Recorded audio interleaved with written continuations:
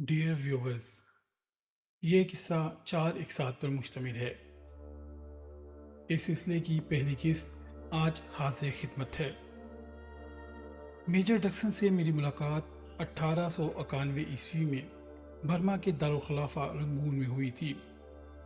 ان دنوں وہ تبدیلی آب و ہوا کی غرض سے ڈاکٹروں کے مشوروں پر رنگون میں قیام پذیر تھا۔ میری ملاقات کی وجہ محض یہ تھی کہ میں بھی ذاتی طور پر مہم جو واقع ہوا ہوں۔ میجر ڈکسن کے بارے میں یہ اطلاعات مجھے اخبارات کے ذریعے مل چکی تھی کہ وہ اپنی مہم جو تبعیت کی وجہ سے وسط افریقہ کے ایک وحشی قبیلے میں جا چکا ہے، جہاں سیاحوں کو قدم رکھنے کی اجازت نہیں تھی۔ میجر ڈکسن نے یہ خطرناک مہم حکومت کے علم میں لائے بغیر چوری چھپے سر کی تھی۔ میجر ڈکسن کی زبانی جو حالات میرے علم میں آئے وہ عجیب و غریب تھے۔ میں خود ایک مہم جو ہوں، اور میری 20 سالہ مہم جوئی کی زندگی میں ان حیرت انگیز اور رونگٹے کھڑے کر دینے والے واقعات سے نہ تو میرا کبھی واسطہ پڑا اور نہ کبھی میں نے سنے۔ میجر ڈکسن کی رنگون میں موجودگی کی اطلاع پا کر میرے شوق اور تجسس نے سر ابھارا۔ میں نے پہلی فرصت میں اس سے ملنے کی کوشش کی۔ 3 روز تک اس کا ذاتی معالج میری راہ میں حائل رہا، لیکن چوتھے روز اس نے مجھے صرف 5 منٹ کے لیے اجازت دے دی۔ اس نے مجھے بڑی سختی سے تاکید کی کہ میں دوران گفتگو بوگاما قبیلے کے خونی حادثہ کے بارے میں کوئی بات نہ کروں۔ لہٰذا میں نے پہلی ملاقات میں ڈاکٹر کی ہدایت کے مطابق محض اپنا رسمی تعارف کرایا اور میجر ڈکسن کی مزاج پرسی کرنے کے بعد واپس لوٹ آیا۔ رنگون میں قیام کے دوران میری اور میجر کی ملاقات بڑی مختصر رہی۔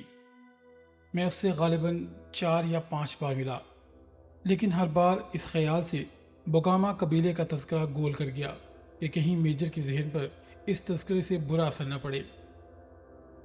مجھے چونکہ ایک ضروری کام تھا، اس لیے میں میجر سے معلومات حاصل کرنے کی تمنا دل میں لیے اپنے اگلے سفر پر روانہ ہو گیا۔ اس کے بعد تقریباً 1.5 سال تک میجر ڈکسن سے میری ملاقات نہ ہو سکی۔ ہماری دوسری ملاقات بھی بالکل اتفاقیہ ہوئی۔ میں ان دنوں فرانس کے ایک ہوٹل میں مقیم تھا۔ ایک روز جب میں دن بھر کی مصروفیات کے بعد واپس لوٹا تو میجر ڈکسن کو اپنے ہوٹل کے ڈائننگ ہال میں دیکھ کر ششدر رہ گیا۔ مجھے توقع نہیں تھی کہ وہ مجھے شناخت کر لے گا، مگر ڈکسن نے نہ صرف یہ کہ مجھے پہچان لیا بلکہ بڑی گرم جوشی سے ملا۔ اس نے مجھے بتایا کہ وہ بھی اسی ہوٹل میں مقیم ہے۔ چنانچہ ہماری ملاقاتیں بڑھنے لگیں۔ میجر اب مکمل طور پر تندرست ہو چکا تھا، اس لیے ایک روز میں نے موقع دیکھ کر بوگاما قبیلے کا ذکر چھیڑ دیا۔ میجر ڈکسن ایک لمحے کے لیے یوں خاموش ہو گیا جیسے اسے اس تذکرے کی کوئی شدید ذہنی الجھن ہوئی ہو، لیکن کچھ دیر بعد وہ پرسکون ہو گیا اور میرے اصرار پر مجھے اپنے اس خطرناک سفر کے حیرت انگیز واقعات سنانے پر آمادہ ہو گیا۔ اس کی کہانی گو کہ بہت طویل ہے، مگر میں اسے مختصر اور خود اس کی زبان میں بیان کرنا زیادہ پسند کروں گا۔ اس طرح آپ یہ واقعہ سن کر صحیح معنوں میں لطف اندوز ہو سکیں گے۔ جون 1889 کی وہ خوشگوار صبح مجھے آج بھی بخوبی یاد ہے جب میں اور مونیکا بوگاما قبیلے کی سرحد میں داخل ہوئے تھے۔ اس جزیرے میں جانے کے لیے حکومت نے سخت پابندی لگا رکھی تھی، اس لیے مجھے حکومت کی نظر سے چھپ کر اپنا سفر کرنا پڑا۔ جزیرہ موزمبیق تک ہم باقاعدہ طور پر گئے، پھر وہاں سے میں نے ایک موٹر بوٹ کے مالک سے رابطہ کیا اور اسے اپنے اعتماد میں لینے کے بعد درخواست کی کہ اگر وہ مجھے بوگاما جزیرے تک چھوڑ آئے تو میں اسے منہ مانگی قیمت دینے کو تیار ہوں۔ میرا خیال تھا کہ وہ پیشکش بخوشی قبول کر لے گا، لیکن اس نے میری پیشکش ناگواری سے رد کر دی، اور یہی نہیں بلکہ اس نے مجھے اپنے ارادے سے باز رکھنے کی ہر ممکن کوشش بھی کی۔ بوگاما قبیلے کے جنگلی افراد کے بارے میں اس نے مجھے جو کہانی سنائی وہ میرے لیے نئی نہ تھی، انہی پر اسرار اور ناقابل یقین واقعات کو سن کر میرے شوق مہم جوئی نے مجھے اس قبیلے کے رسم و رواج کو قریب سے دیکھنے پر اکسایا تھا۔ چنانچہ ملاح کی زبانی جو واقعات میرے علم میں آئے ہیں میں ان پر کوئی نوٹس نہیں لیا، لیکن مونیکا جو شروع ہی سے اس مہم سے کترا رہی تھی میرے سر ہو گئی۔ ایک روز اس نے مجھ سے بڑی سنجیدگی سے کہا، ڈکسن پیارے، میں نے کل رات ایک بھیانک خواب دیکھا ہے، اس لیے میں تم سے التجا کرتی ہوں کہ بوگاما کے سفر سے باز آ جاؤ، ورنہ میری موت کا صدمہ تم تمام عمر نہیں بھلا سکو گے۔ فوری طور پر میں نے یہی سوچا کہ شاید مونیکا کسی فرضی خواب کا سہارا لے کر مجھے میرے ارادے سے روکنا چاہتی ہے۔ اس لیے میں نے اس کی سادہ لوہی پر مسکرا کر بولا، تم نے اپنا خواب نیا نہیں کیا۔ مونیکا نے ایک وفاشوار بیوی کی طرح میری آنکھوں میں جھانکتے ہوئے کہا، تم غالباً میری بات کو اہمیت دینے کے بجائے مذاق سمجھ رہے ہو، لیکن میں مقدس مریم کی قسم کھا کر کہتی ہوں کہ میں اس وقت غلط بیانی سے کام نہیں لے رہی۔ کل رات میں نے دیکھا کہ ہم دونوں بوگاما قبیلے میں داخل ہو گئے۔ وحشی اور ننگ دھڑنگ جنگلیوں نے ہمیں گھیر لیا اور پھر انہوں نے تمہاری موجودگی میں مجھے برہنہ کیا، میرے ساتھ ذلت آمیز سلوک کیا۔ اس کے بعد میرا جسم بھالوں سے چھلنی کر ڈالا۔ یقین کرو پیارے ڈکسن کہ میں یہ خواب دیکھ کر چیخ اٹھی تھی۔ میں نے تمہیں رات ہی جگانے کی کوشش کی، مگر تم گہری نیند میں تھے، اس لیے میں نے پریشان کرنا مناسب نہیں سمجھا۔ تمام رات میں نے جس کرب اور بے چینی سے کاٹی ہے وہ میرا ہی دل جانتا ہے۔ مونیکا اتنا کہہ کر مجھ سے بے اختیار لپٹ گئی اور التجا کرتی رہی کہ میں اپنے سفر کا ارادہ ترک کر دوں، لیکن میں نے اسے سمجھا بجھا کر ٹال دیا۔ اس روز سے مونیکا ہر وقت اداسی رہنے لگی۔ میں سمجھ رہا تھا اس نے خواب والی بات غلط نہیں کہی، لیکن میں چونکہ توہم پرست نہیں ہوں اس لیے میں نے اس کی بات پر کوئی خاص اہمیت نہیں دی۔ مجھے یقین تھا کہ بوگاما جزیرے سے واپسی پر مونیکا کی خوش مزاجی لوٹ آئے گی۔ میجر ڈکسن یہاں تک اپنی کہانی بیان کر کے ایک لمحے کے لیے خاموش ہو گیا۔ غالباً اسے اپنا خوفناک ماضی یاد آ گیا تھا۔ چند ثانیے تک وہ اس اداس نظروں سے خلا میں گھورتا رہا، پھر اس نے گلاس میں بچی ہوئی جو کی بہترین شراب ایک ہی سانس میں ختم کر دی اور کچھ دیر بعد دوبارہ اپنا سلسلہ کلام جاری رکھتے ہوئے بولا، موزمبیق میں کسی موٹر بوٹ کے حصول کے سلسلے میں میری کوششیں برابر جاری رہیں۔ 3 ہفتے تک مجھے اپنے ارادے میں کامیابی نہیں ہوئی، لیکن پھر میں نے ایک بڑی رقم کے عوض ایک موٹر بوٹ حاصل کر لی۔ اسی رات میں ساحلی پولیس کی نظروں سے چھپتا چھپاتا اپنی مہم پر روانہ ہو گیا۔ اپنا سامان میں نے دوپہر ہی میں موٹر بوٹ کے مالک کے ذریعے روانہ کر دیا تھا۔ اس سے میں نے یہی کہا تھا کہ میری روانگی کے بعد وہ مقامی پولیس میں لانچ کی چوری کی اطلاع درج کرا کے کلو خلاصی کرا سکتا ہے۔ خدا جانے اس نے میری روانگی کے بعد اپنے بچاؤ کے لیے کیا طریقہ اختیار کیا۔ بہرحال میں اور مونیکا بوگاما جزیرے کی سمت رواں دواں تھے۔ مونیکا بدستور افسردہ تھی۔ اس نے میری راہ میں حائل ہونے کی کوشش ختم کر دی تھی اور خود کو حالات کے حوالے کر کے صبر و شکر کر لیا تھا۔ بوگاما جزیرہ موزمبیق سے تقریباً 120 میل دور سمندری چٹانوں کے درمیان واقع تھا۔ لانچ میں میری ہدایت کے مطابق پیٹرول کا فاضل سٹاک چونکہ پہلے ہی سے فراہم کر دیا گیا تھا، اس نے مجھے کسی قسم کی پریشانی نہیں تھی۔ موزمبیق سے میری روانگی رات 11 بجے ہوئی تھی، چنانچہ 6 گھنٹوں میں صبح کے 5 بجے بوگاما کے ساحل پر واقع چٹانوں کے درمیان پہنچ گیا۔ اپنی مہم جوئی کا منصوبہ چونکہ میں پہلے ہی سے مرتب کر چکا تھا، اس لیے میں نے لانچ کو چٹانوں کے درمیان ایک تنگ سے راستے میں چھپا دیا جہاں دونوں اطراف گھنے درخت موجود تھے۔ پھر سفری تھیلے اٹھا کر جزیرے کی سمت روانہ ہو گیا۔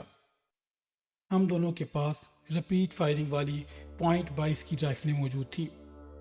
میں نے مونیکا کو بڑی سختی سے ہدایت کی کہ وہ رائفل کا استعمال اس وقت تک نہ کرے جب تک حالات بدترین صورتحال اختیار نہ کر لیں اور بچاؤ کا کوئی دوسرا راستہ باقی نہ رہے۔ میرا ارادہ تھا کہ سورج طلوع ہونے سے پیشتر کوئی ایسا محفوظ مقام تلاش کر لیا جائے جہاں چھپ کر اور قبیلے کے جنگلی لوگوں کے درمیان آئے بغیر ہم وہاں کا بغور مطالعہ کر سکیں۔ قبل اس کے کہ میں اپنی ساری داستان کا باقی حصہ سناؤں، ان باتوں کا تذکرہ ضروری سمجھتا ہوں جن کی وجہ سے بوگاما جزیرے کے قریب سے دیکھنے کے لیے بے چین تھا۔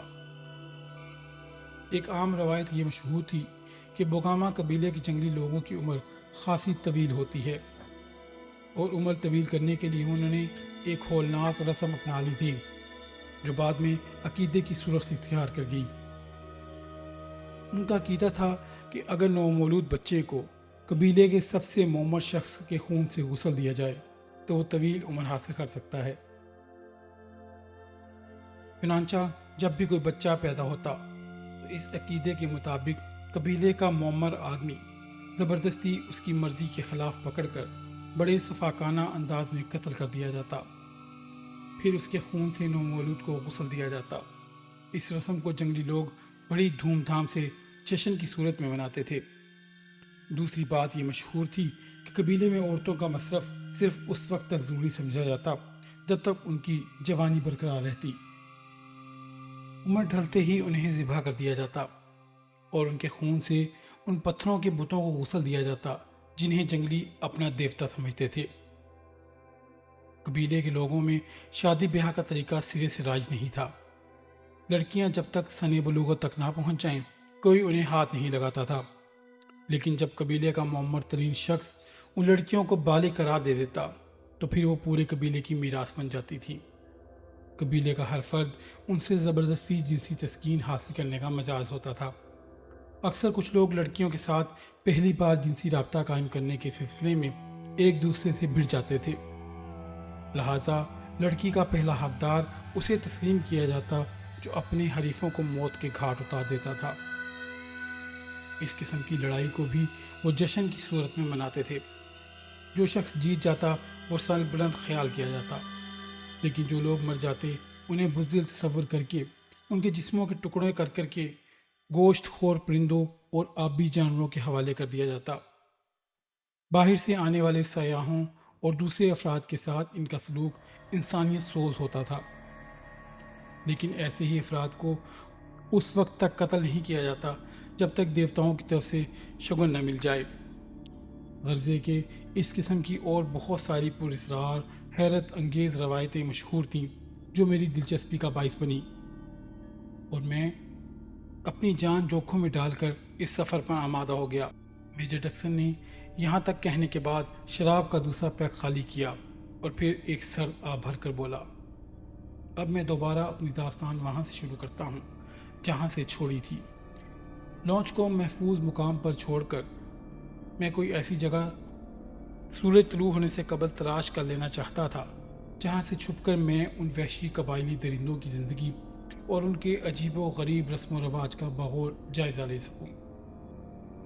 مونیکا میرے شانہ بشانہ چل رہی تھی، لیکن اس وقت وہ بہت زیادہ سنجیدہ نظر آ رہی تھی۔ اس کے چہرے پر غور و فکر کی گہری لکیریں کھینچی ہوئی تھی۔ میں نے اس موقع پر اسے چھیڑنا مناسب نہیں سمجھا تھا، لیکن پھر نہ جانے کیوں میں نے اس سے پوچھ لیا، مونیکا تم کیسی ہو؟ ہاں، وہ اس طرح سے چونکی تھی جیسے کچی نیند سے بیدار ہوئی ہو۔ میری طرف خالی نظروں سے دیکھا، پھر ایک سرد آہ بھر کر بولی، کچھ نہیں، یوں ہی تھکان سی محسوس ہو رہی ہے۔ مجھے اس کے اس جواب پر رحم آ گیا۔ میں اس کی دل کی کیفیت بخوبی بھانپ رہا تھا۔ چند سیکنڈ تک میں اسے پیار بھری نظروں سے دیکھتا رہا، پھر آگے بڑھ کر میں نے اسے لپٹا لیا اور اس کے کپکپاتے لبوں پر اپنے لب رکھ دیے، لیکن افسوس ابھی ہم ایک دوسرے سے بغل گیر ہوئے ہی تھے کہ مونیکا کی دلسوز چیخ سن کر میرے دل کی دھڑکنیں یکلخ تیز ہو گئیں۔ میں نے تیزی سے گھوم کر دیکھا تو مونیکا کی اضطرابی چیخ کی وجہ میری سمجھ میں آ گئی۔ جزیرے پر اس وقت ہلکی ہلکی کوہر باقی تھی۔ اس کے باوجود میں ان ننگ دھڑنگ جنگلیوں کا جتھا بخوبی دیکھ سکتا تھا جو ہم سے 7-8 گز کے فاصلے پر نیزے تھانے کھڑے ہمیں خونخوار نظروں سے گھور رہا تھا۔ ان کے مکروہ اور ہیبت ناک چہرے دیکھ کر مجھے جھرجھری آ گئی۔ مونیکا مجھ سے لپٹی ہوئی تھر تھر کانپ رہی تھی۔ میں ان وحشیوں کی صحیح تعداد تو نہ جان سکا۔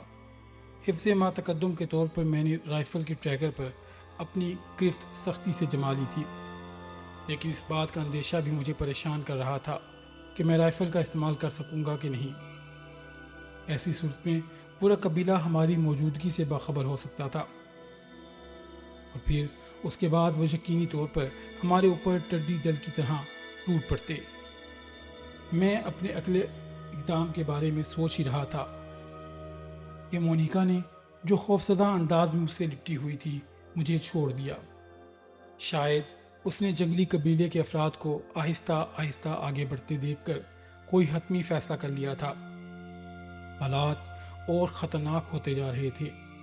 میں سوچ رہا تھا کہ اب ہمارا انجام بھی ان لوگوں سے مختلف نہ ہوگا جو اس جزیرے پر پہلے قدم رکھ چکے تھے، لیکن بعد میں ان کی مسخ شدہ لاشیں سڑی گلی حالت میں تیرتی نظر آئی تھی جنہیں جہاز رانوں نے تلاش کیا تھا۔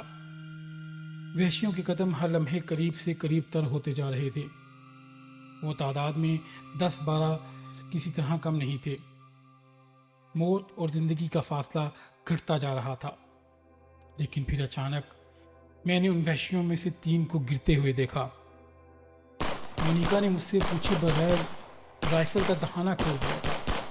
3 آدمیوں کے گرتے ہی باقی افراد اچھل کر دائیں بائیں اگے ہوئے درختوں کے پیچھے لپکے، مگر اس عرصے میں ایک وحشی اور ڈھیر ہو گیا۔ مونیکا نے جلد بازی کر کے حالات پر میری گرفت اس قدر کمزور کر دی تھی کہ میں بوکھلا گیا۔ ایک سیاح کی حیثیت سے میں وحشی قبائل کے رسم و رواج سے کسی قدر واقف تھا۔ غرض میں نے مونیکا کو تاکید کی تھی کہ رائفل کا استعمال انتہائی خطرناک صورتحال میں کیا جائے، چنانچہ اب میرے پاس اس کے سوا کوئی چارہ نہیں تھا کہ راہ فرار اختیار کی جائے۔ ایک طرف تو مجھے حالات کے بگڑنے کا اندیشہ لاحق تھا، دوسری طرف اس بات کا افسوس تھا کہ میری برسوں کی کوشش منٹوں میں ضائع ہو رہی ہے۔ بہرحال میں نے مونیکا سے لانچ کی طرف بھاگنے کو کہا اور خود بھی بے تحاشا دوڑنے لگا۔ مونیکا کو میں نے آگے رکھا تھا کہ اگر کوئی خطرہ پیش آئے تو میں اس کی حفاظت کر سکوں۔ ناہموار زمین پر جہاں جا بجا خاردار جھاڑیاں اگی ہوئی تھیں، ہمارا عام حالات میں تیز رفتاری کا مظاہرہ کسی خطرے کا پیش خامہ بھی ثابت ہو سکتا تھا، لیکن اس وقت جان بچانے کے پیش نظر میں یہ خطرہ مول لینے پر مجبور تھا۔ جگری کہاں روپوش ہوئے تھے یہ نہ دیکھ سکا، لیکن میرا اندازہ تھا کہ جب تک وہ قبیلے کے دوسرے افراد کو ہماری موجودگی سے باخبر کریں گے ہم اس کی دسترس سے دور جا چکے ہوں گے۔ مجھے یہ بات بھی اچھی طرح معلوم تھی کہ جنگلی دھماکے والے ہتھیاروں سے بہت جلد خوفزدہ ہو جاتے ہیں، لیکن میری یہ خوش فہمی زیادہ دیر برقرار نہ رہ سکی۔ ہم لانچ کی طرف بے تحاشا دوڑ رہے تھے۔ میں محسوس کر رہا تھا کہ مونیکا کی رفتار بتدریج کم ہوتی جا رہی ہے۔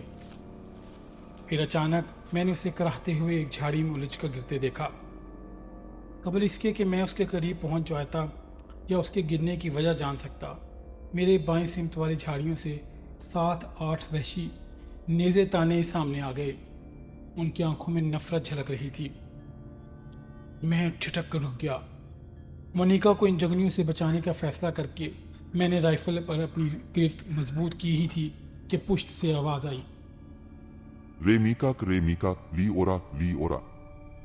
اگرچہ مجھے وحشی قبائل کی بولی پر زیادہ دسترس نہیں ہے، لیکن اس میں شدھ بدھ ضرور رکھتا ہوں۔ چنانچہ میں نے ریمیکا اورا لی اورا کے الفاظ سے سنتے ہی اپنی رائفل زمین پر گرا دی۔